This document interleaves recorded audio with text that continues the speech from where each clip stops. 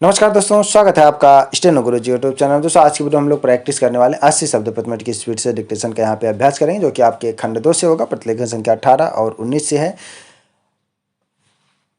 दोस्तों जैसा कि आपको पता है कि हम लोग खंड 2 के डिक्टेशन का यहाँ पे सीरीज कंप्लीट कर रहे हैं, और इसमें आपको पूरे एक्सरसाइज 1 से लेके 150 तक के क्रम वाइज यहाँ पे एक्सरसाइज का डिक्टेशन मिलेगा। तो इस क्रम में ये हमारा 10वां वीडियो है। इससे पहले हमने 9 वीडियो बनाया। अगर आपने नहीं देखा तो प्ले लिस्ट में जाएंगे, क्रम वाइज वहाँ पे आपको वीडियो मिल जाएगा।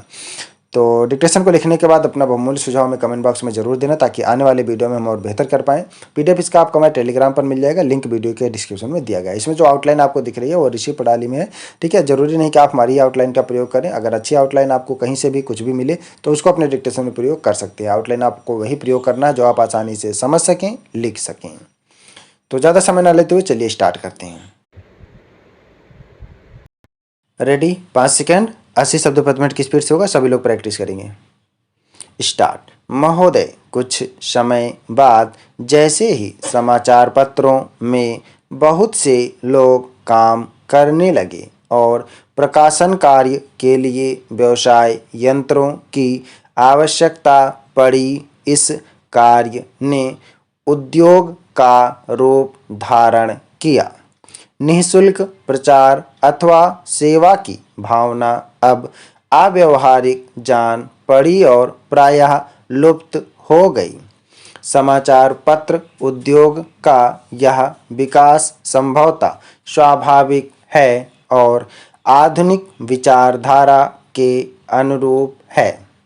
फिर भी यद्यपि पत्रों का प्रकाशन एक उद्योग के रूप में होता है, समाचार पत्र स्वोद्देश्य राष्ट्र सेवा की भावना तथा नैतिक दायित्व से एकदम मुंह नहीं मोड़ सकते।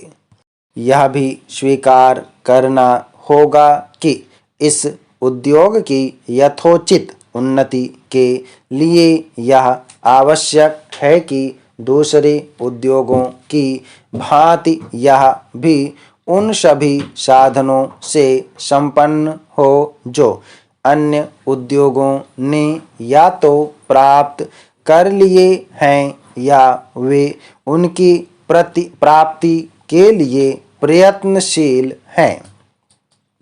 इसलिए यह सभी के हित में है कि समाचार पत्र उद्योग उन्नत हो और इसका आधार अधिक से अधिक ठोस हो। इधर कुछ वर्षों से हमारे देश के समाचार पत्रों में जागृति की लहर आई है। उद्योग की आवश्यकताओं, श्रमजीवी पत्रकारों की मांगों और पाठकों के हितों ने मिलकर ऐसी स्थिति पैदा कर दी कि समाचार पत्रों की दशा पर पुनर्विचार करना आवश्यक हो गया। समाचार पत्र आयोग की नियुक्ति, आयोग की सिफारिशों का प्रकाशन और उन सिफारिशों पर सरकार का निर्णय, ये सभी उक्त समस्या को सुलझाने के सम्मिलित प्रयत्न हैं। मैं आशा करता हूं कि इन प्रयत्नों द्वारा समस्या का समाधान हो सकेगा, समाचार पत्र उन्नत होंगे और इस उद्योग में कार्य करने वाले सभी लोगों को संतुष्ट किया जा सकेगा।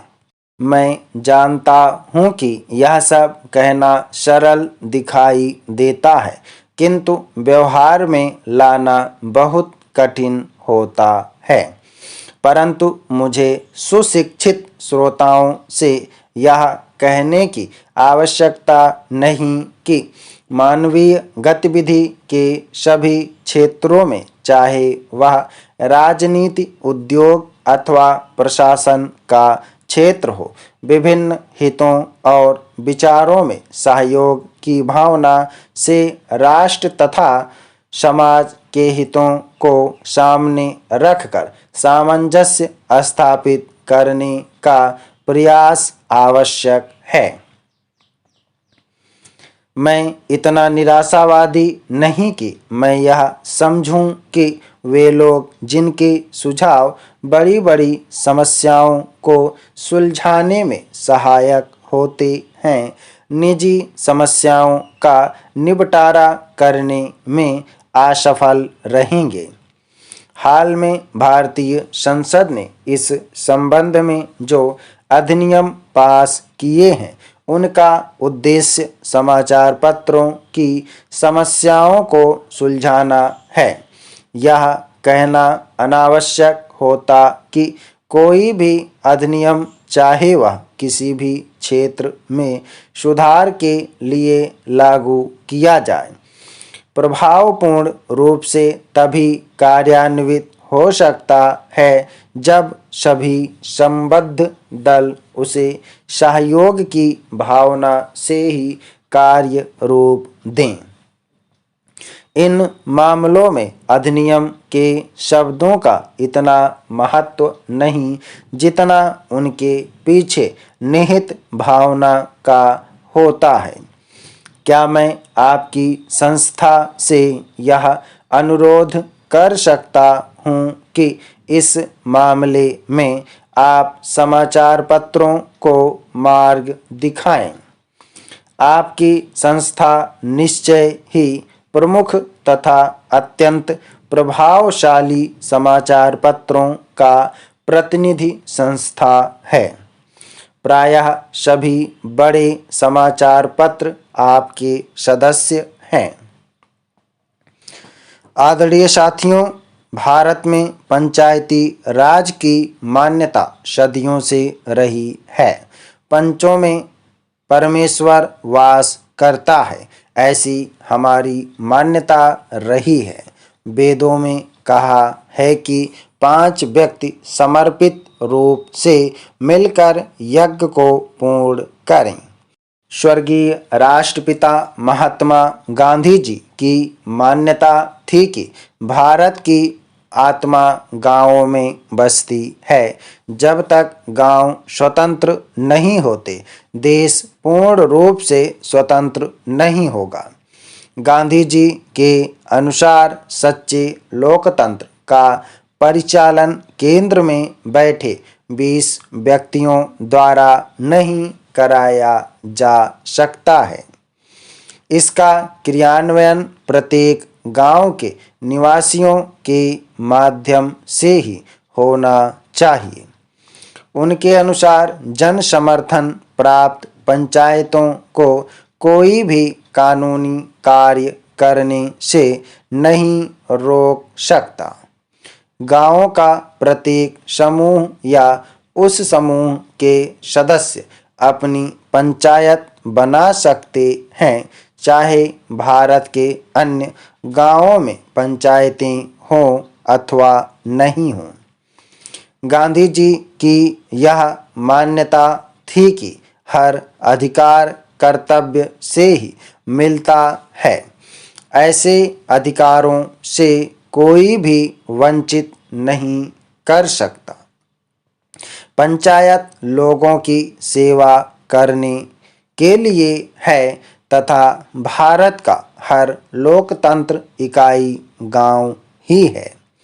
भारतीय संविधान के अनुच्छेद 40 में पंचायती राज के संबंध में अंकित किया गया है कि राज्य ग्राम पंचायतों का संगठन करने के लिए अग्रसर होगा तथा उनको ऐसी शक्तियां और अधिकार प्रदान करेगा जो उन्हें स्वायत्त शासन की इकाइयों के रूप में कार्य करने योग्य बनाने के लिए आवश्यक हों।